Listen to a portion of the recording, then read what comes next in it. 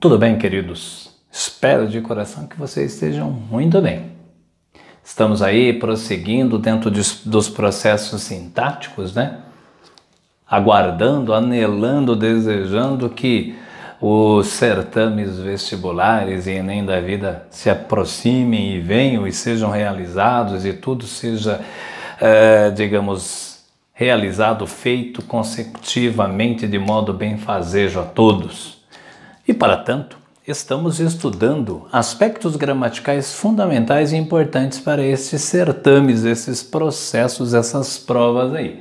E estamos especialmente num campo gramatical denominado de sintaxe da língua portuguesa. Lembrando vocês que a sintaxe não se ocupa apenas da análise de termos, também, mas não só isso.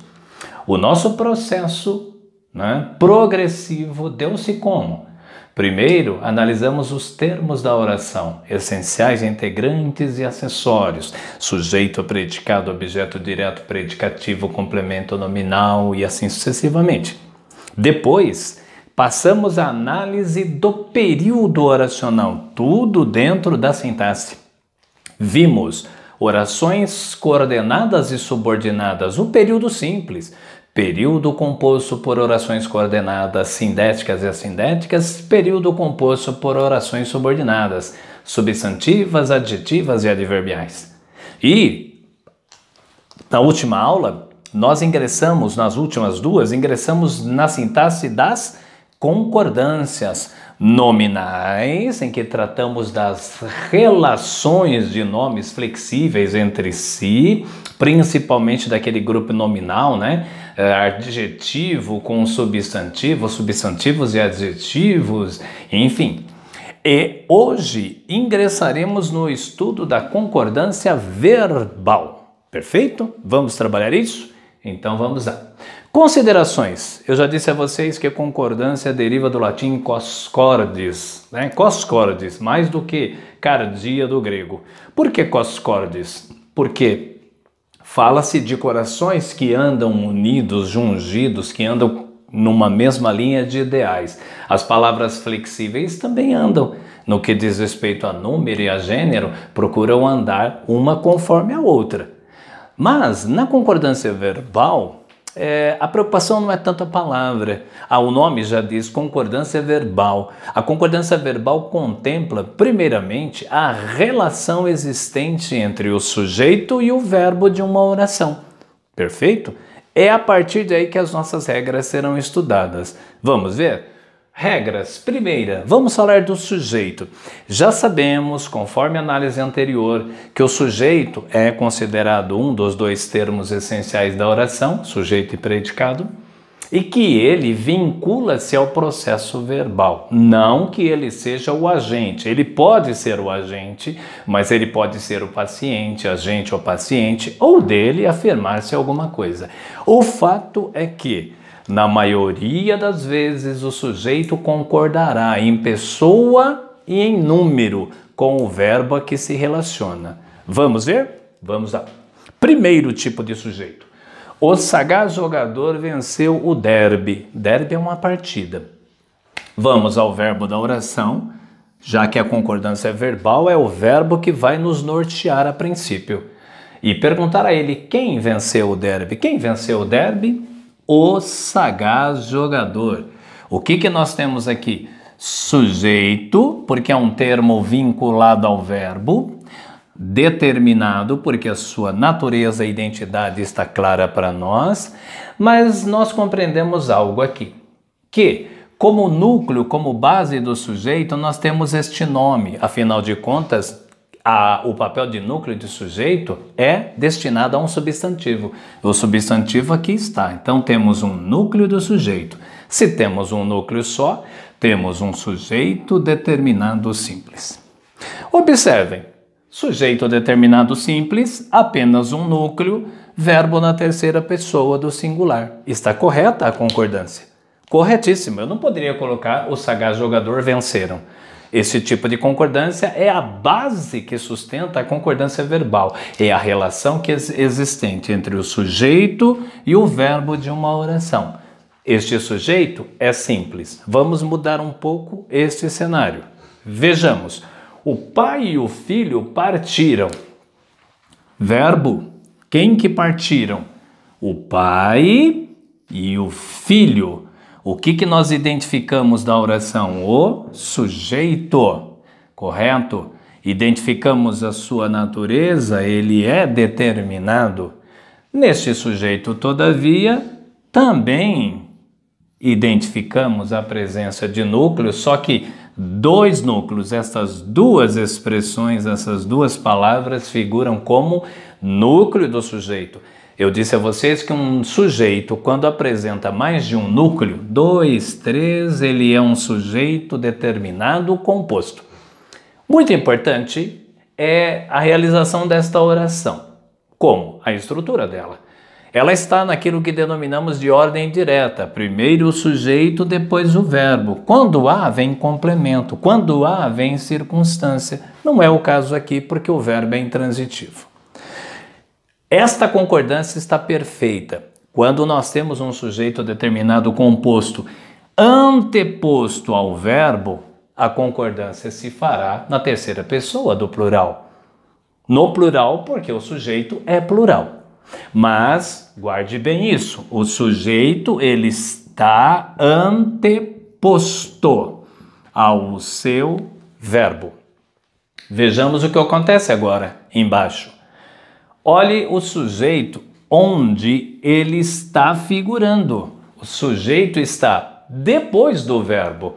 O sujeito está posposto ao verbo. E aí nós temos duas possibilidades de concordância. Quando eu tenho um sujeito determinado posposto a um verbo, eu posso fazer a concordância com os dois núcleos, e essa concordância se chama concordância gramatical, ou é dada a mim a possibilidade de fazer a concordância com o núcleo mais próximo, e essa concordância vai se chamar concordância atrativa. Estas duas possibilidades existem em língua portuguesa. Partiram o pai e o filho, ou partiu o pai e o filho. Perfeito? Este é o nosso ponto de partida também para o estudo da concordância verbal. Vamos ver mais algumas regras hoje. Esta aula, na verdade, por ela ser mais extensa, como já havia dito a vocês, ela vai requerer 2, 3, quiçá 4 vídeos para nós complementarmos. Vamos lá? Prosseguindo. Quero falar para vocês sobre plural aparente. Bem, plural, nós sabemos o que é. Plural é a designação de número em língua portuguesa. Unidade, singular. Duplicidade, triplicidade, quadruplicidade chamamos de plural. A língua portuguesa tem estes dois números apenas. Há idiomas outros que têm outra designação de número também. Mas vamos lá. Plural, já sei o que é. Aparente, aparente parece, mas não é. Guarde desta maneira, e aí nós já nos daremos muito bem. Sabemos que de um modo bem elementar e simples, quando uma palavra está no plural, se ela é associada a um verbo, ela requererá este verbo no plural, de uma maneira bem simples e óbvia. Como agora nós vimos, por exemplo, um sujeito composto, anteposto ao verbo, e o verbo foi para o plural. Porém, quando designamos plural aparente, nós estamos falando de palavras que em língua portuguesa necessariamente não indicam pluralidade de seres, embora sua terminação seja marcada por desinência de plural. Isso é natural, isso já acontecia no grego, isso já acontecia também no latim. Vejamos. O Amazonas nasce nos Andes. É interessante também considerar que, embora o nome Amazonas marque aqui para nós plural, subentenda-se uma ideia. É como uma concordância ideológica, uma silepse. O rio Amazonas. Então o que temos aqui é um plural aparente. Observem que o verbo permaneceu no singular. A mesma coisa acontece com campos, embora plural, é bela região. Campos é região petrolífera. Perfeito? Então veja, embora aparentemente seja plural, não é considerada pluralidade de seres, então o verbo permanece no singular. Já não é o que acontece em os Estados Unidos invadiram. Eis aqui um erro muito comum de ser encontrado em língua portuguesa. As pessoas colocam os Estados Unidos invadiu, os Estados Unidos não. Aqui não há plural aparente, é plural mesmo, são os estados. Inclusive o determinante que antecede o nome, ele está no plural. Então, tudo aquilo que se vincular a essa expressão os Estados Unidos, coloque no plural, por favor. Outra informação interessante é quando nós lidamos com obras literárias, que aparentemente são plurais.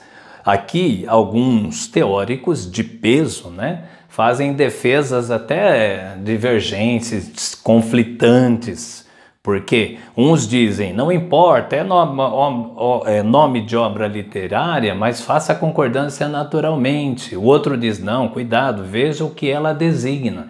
É o caso desta obra literária, se não me falha a memória inglesa, Os Ratos. Este nome, o nome desta obra é Os Ratos. Veja o que acontece se eu coloco o verbo numa concordância gramatical, ou seja, pluralizada. Eu direi, os ratos estão na biblioteca. Os ratos contribuíram para a literatura mundial. E, certamente, a pessoa que não tenha conhecimento de que eu estou me referindo a um nome de uma obra literária, ela vai se perguntar qual foi a relevância dos ratos para a literatura mundial. Se tem ratos na biblioteca, devemos fazer uma limpeza, uma higienização do lugar. Então, eu sou daqueles que inclinam-se para os teóricos que dizem é obra literária, coloque no singular, principalmente se o nome puder gerar um desconforto ou uma interpretação dúbia, duvidosa. Perfeito? Vamos para mais uma regra e depois partiremos para um outro vídeo. Seguindo, concordância verbal, pessoas gramaticais, ou, por que não dizer, pessoas gramaticais diferentes. Bem, primeiro, o que são pessoas gramaticais? Há muitos brasileiros que até já se concluíram determinados estágios de ensino que ainda não conseguem designar o que é uma pessoa gramatical. Uma pessoa gramatical são as pessoas, eu, tu, ele, singular, nós, vós, eles, do plural. Pessoa gramatical é a pessoa que designa o autor de uma ação, o receptor, uma mensagem dita, enfim. Acontece que sabemos, conforme já foi dito, que temos singular e plural aqui. Muito bem. O singular, eu, nós, tu, vós, ele, eles ou elas, tudo bem. E se nós lançássemos mão do verbo sair no presente do indicativo, como faríamos aqui? Eu saí ou eu saio? Ótimo, tudo bem. Eu e ele. Também para nós não há nenhum tipo de dificuldade aqui. Eu e tu, agora parece que a mente começa a pensar um pouco. Quando nós nos associamos à pessoa, eu, a primeira pessoa do singular, ou fazemos dela ou com ela a associação com as terceiras pessoas ou a terceira pessoa do singular, não nos resta dúvida em projetar o singular para este plural aqui. Agora, quando começamos a envolver as segundas pessoas, parece-nos que a mente começa a querer travar. Por quê? Porque, pela lei do menor esforço, nós nos inclinamos a conjugar quase tudo em língua portuguesa em terceira pessoa. Nos afastamos das pessoas tu e vós e não sabemos como fazer, por exemplo, tu e ele, ficamos duvidosos. Acontece o seguinte, guarde o seguinte princípio. Quando você trabalha a primeira pessoa do singular, pense assim, ela prevalecerá sobre as segunda e terceiras pessoas. O plural sempre será dela, correto? Então, eu saí, eu e ele saímos, eu e tu saímos. Lanço para o plural aqui. Acontece que, se você estiver trabalhando com a segunda do singular e a terceira do singular, esta prevalecerá sobre a terceira. Então, o plural será dela.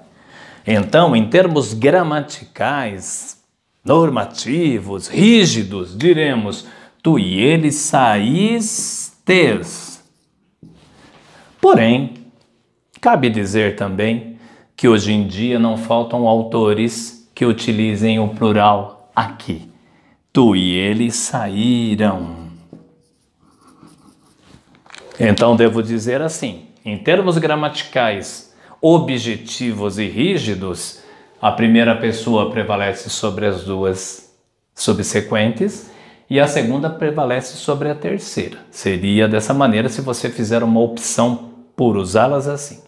Porém, como disse, não faltam autores que utilizem também na terceira pessoa do plural, lançando o plural aqui.